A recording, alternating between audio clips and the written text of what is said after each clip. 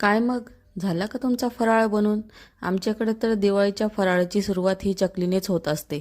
कारण की हा पदार्थ आम्हाला सगळ्यांना खूप आवडतो आणि विशेष म्हणजे याला करण्यामध्ये आम्हाला खूप उत्साहही असतो.